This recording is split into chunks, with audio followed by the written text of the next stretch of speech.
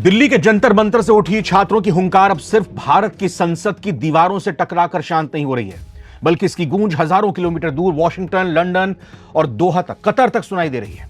पाकिस्तान में सुनाई दे रही है। दुनिया के बड़े बड़े मीडिया संस्थान इस आंदोलन को लगातार कवर कर रहे हैं। दुनिया के सबसे बड़े और प्रतिष्ठित अखबार द न्यूयॉर्क टाइम्स ने अपनी हेडलाइन में लिखा है, प्रदर्शनकारियों का खून बहा लेकिन उनके कदम पीछे नहीं हटे। ब्रिटेन के प्रमुख अखबार द गार्डियन ने लिखा, पुलिस की सख्ती और कड़ाके की धूप के बावजूद भारतीय छात्र पीछे हटने को तैयार नहीं है।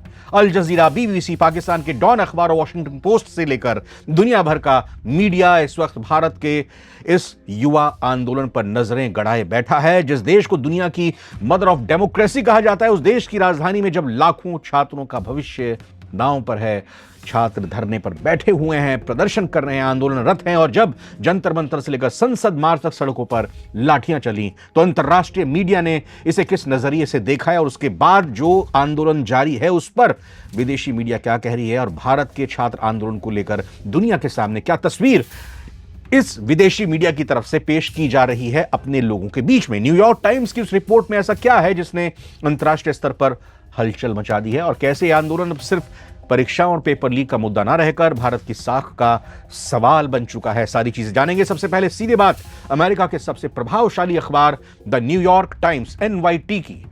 एनवाईटी ने अपनी विस्तृत ग्राउंड रिपोर्ट में क्या लिखा है जिसे पढ़कर दुनिया भर में चर्चा छिड़ गई है। हेडलाइन है, प्रदर्शनकारियों का खून बहा लेकिन वो अडिग। जी हां, हेडलाइन में लिखा है, India's young protesters are bloodied and unbowed. झुके नहीं, वो अडिग रहे। एनवाईटी लिखता है कि भारत के युवाओं का सब्र अब जवाब दे चुका है। जिन सड़कों पर कभी भारत का भविष्य संवरने के सपने देखे जाते थे, आज वहीं पर प्रदर्शनकारी छात्रों का खून बह रहा है। लेकिन हैरानी की बात यह कि लाठियां और हिरासत भी इन युवाओं के इरादों को झुका नहीं पाई है। एनवाईटी ने अपनी रिपोर्ट में भारत के प्रतियोगी परीक्षा तंत्र कॉम्पिटिटिव एग्जाम सिस्टम पर कई तीखे सवाल खड़े किए।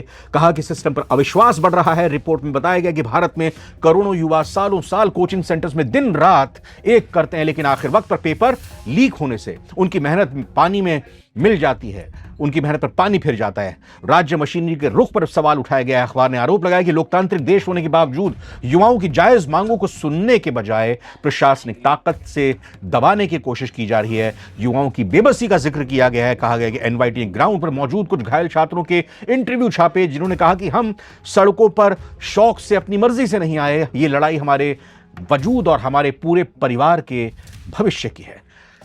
गार्डियन, द गार्डियन इंग्लैंड का अखबार है, उसकी हेडलाइन है, प्रदर्शनकारी पीछे हटने को तैयार नहीं। जी हां, इंग्लिश में अगर कहें, अंग्रेजी में क्या लिखा है, India's cockroach movement protesters show no sign of backing down, यह कहा गया है। तो गार्डियन ने इस आंदोलन को भारत के आर्थिक और सामाजिक ताने बाने से जोड़कर देखकर पेश किया है। लिखता है यह अखबार, यह सिर्फ एक परीक्षा के रद्द होने का गुस्सा नहीं है, भारत के उस डेमोग्राफिक डिविडेंड का दर्द है जो रोजगार और इंसाफ के लिए तड़प रहा है। कड़ाके की गर्मी, उमस, बरसात और पुलिस की सख्त नाकेबंदी के बावजूद छात्र 1 इंच पीछे हटने को तैयार नहीं है। गार्डियन रिपोर्ट के मुताबिक, जल्दी से बताएं आपको, तो सोमवार को 50,000 से ज्यादा लोग प्रदर्शन में शामिल हुए। प्रदर्शनकारी संसद की ओर बढ़ रहे थे। पुलिस ने उन्हें बैरिकेड लगाकर रोक दिया। इसके बाद इंटरनेट सेवाएं ठप कर दी गई, बंद कर दी गई। अखबार ने लिखा कि बाद में पुलिस ने आंसू गैस के गोले छोड़े, लाठीचार्ज किया। द गार्डियन ने प्रदर्शनकारियों और प्रत्यक्षदर्शियों के हवाले से दावा किया कि पुलिस कार्रवाई में महिलाएं और बच्चों को भी चोटें आई हैं। उनका दावा है। रिपोर्ट के मुताबिक करीब 60 लोग घायल हुए हैं, जबकि एक प्रदर्शनकारी की हालत गंभीर होने पर उसे आईसीयू में भर्ती करना पड़ा है। गार्डियन की तरफ से रिपोर्ट किया गया है। अल जजीरा क्या कहता है?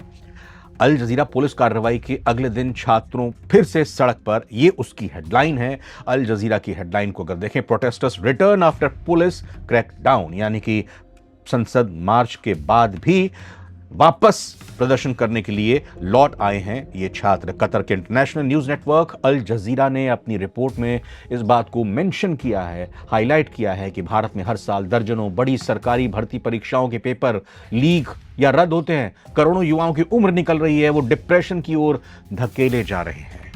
अल जजीरा ने इसे भारत की नेशनल यूथ क्राइसिस करार दिया है।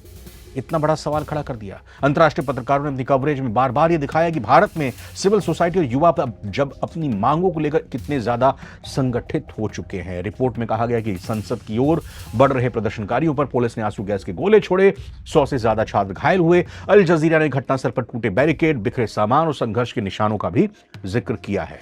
प्रवेश परीक्षाओं में कथित पेपर लीक और मूल्यांकन में गड़बड़ियों के आरोपों को लेकर युवा पिछले 2 महीनों से नाराज हैं।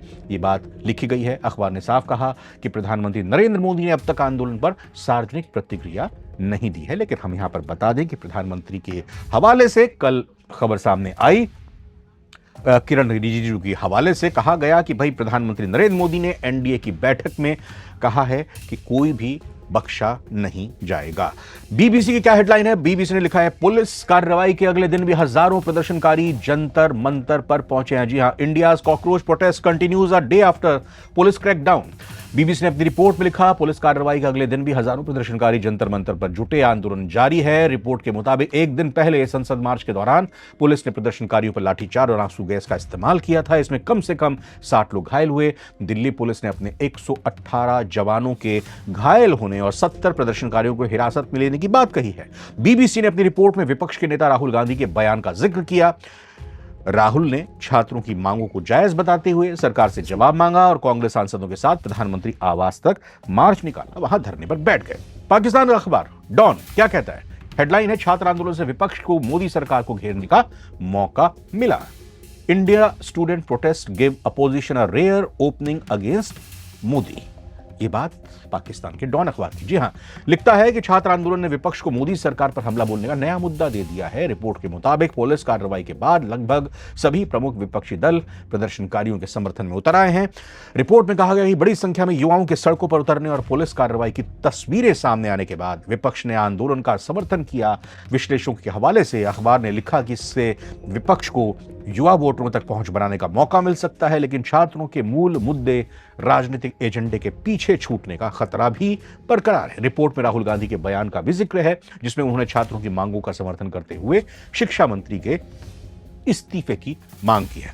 तो भाई, जब विदेशी मीडिया में इस तरह की खबरें छपती हैं, इसका असर केवल सीमाओं के बाहर नहीं बल्कि देश के घरेलू राजनीति पर भी बहुत गहरा पड़ता है। हम देख ही रहे हैं कैसे मॉनसून सत्र में विपक्ष सदन से सड़क तक सरकार को घेर रहा है, सरकार से सवाल पूछ रहा है। सरकार कह रही है कि हम चर्चा को तैयार हैं, लेकिन गतिरोध बना हुआ है।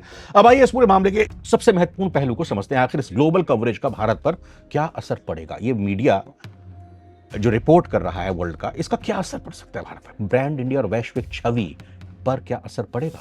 भारत इस वक्त दुनिया की सबसे तेजी से बढ़ती अर्थव्यवस्थाओं में से एक है। हम खुद को ग्लोबल लीडर युवाओं के देश के रूप में पेश करते हैं। ऐसे में जब न्यूयॉर्क टाइम्स, गार्डियन जैसे ग्लोबल मीडिया हाउस भारत के अंदरूनी असंतोष और पुलिस कार्रवाई के मुख्य पृष्ठ पर जगह देते हैं, हेडलाइन में जगह देते हैं, तो इससे विदेश में देश की छवि पर असर पड़ता है। सिस्टम में सुधार का दबाव बन रहा है। हालांकि इस अंतर्राष्ट्रीय कवरेज का एक सकारात्मक पहलू यह भी कहा जा सकता है कि इससे सिस्टम पर दबाव बनता है। जब दुनिया भर में आपकी खामियां उजागर की जा रही हैं, बताया जा रहा है कि अगर बढ़िया, तो सरकार और प्रशासन को भर्ती परीक्षाओं में कड़े और पारदर्शी सुधार करने के लिए मजबूर होना पड़ता है और कदम उठाना पड़ता है। युवाओं की ताकत दिख गई। इस कवरेज ने साबित कर दिया कि आज का भारतीय युवा सोशल मीडिया और इंटरनेट के दौर से अलग थलग नहीं है। उसकी आवाज चुटकियों में सरहदों को पार करके वैश्विक बहस का हिस्सा बन सकती है। एक बात जो नहीं लिखी और इसका उल्लेख हम करना चाहेंगे, जेन ज़ी आंदोलन हमने देखा बांग्लादेश में कैसे हुआ, नेपाल में कैसे हुआ, श्रीलंका में कैसे हुआ। किस तरीके से पाकिस्तान में हमने देखा कि पाकिस्तान में फौजी हुक्मरानों के घर में घुसकर प्रदर्शनकारियों ने, इमरान खान की पार्टी के कार्यकर्ताओं ने वहां हंगामा किया, बखेड़ा किया। लेकिन हमारे यहां का जेन ज़ी हाथ जोड़कर लाठियां खा रहा था, वहीं बैठकर लाठियां खा रहा था। और आपने एक तस्वीर वो भी देखी होगी, जब रात के वक्त उस दिन जब लाठीचार्ज हुआ, तो ये जेन ज़ी ताली बजाकर इन्हीं पुलिसकर्मियों का धन्यवाद दे रहा था, बता रहा था कि यही गांधीगिरी है, ये गांधी का देश है। आपका क्या मानना है, क्या कहना है, क्या राय है आपकी? जरूर रखिए। फिलहाल इस वीडियो में इतना ही। नमस्कार।